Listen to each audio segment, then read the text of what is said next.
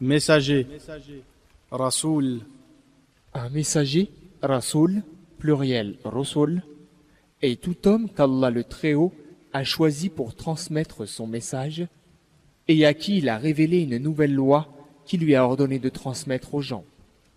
Allah, qu'il soit glorifié, a envoyé ses messagers avec des signes évidents et les a soutenus par des miracles, comme le bâton de Moïse, sur lui la paix, qui se transformait en serpent, ou la capacité à soigner l'aveugle-né, le lépreux, et à ressusciter les morts par sa volonté, comme dans le cas de Jésus sur lui la paix.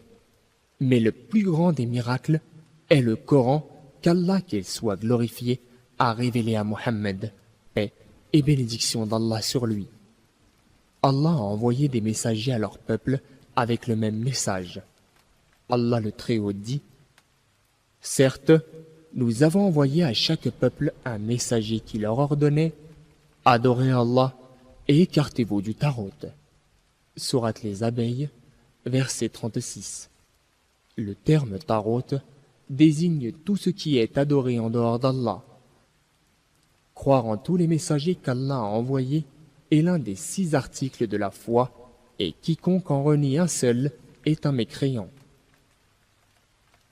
prophète, Nabi,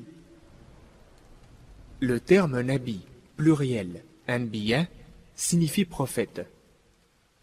Ce terme s'applique à tout homme à qui Allah le Très-Haut a révélé une certaine loi et lui a ordonné de la transmettre à un peuple non guidé.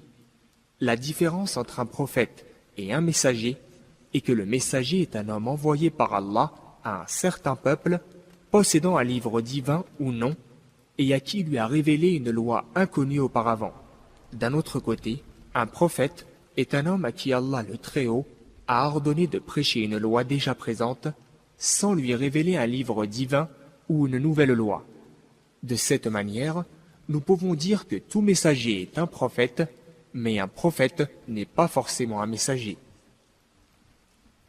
Les prophètes possèdent d'excellentes caractéristiques comme la sincérité, l'honnêteté, l'infaillibilité, une bonne habileté physique et un moral à toute épreuve, de telle sorte que ni humains, ni djinns n'ont le dessus sur eux.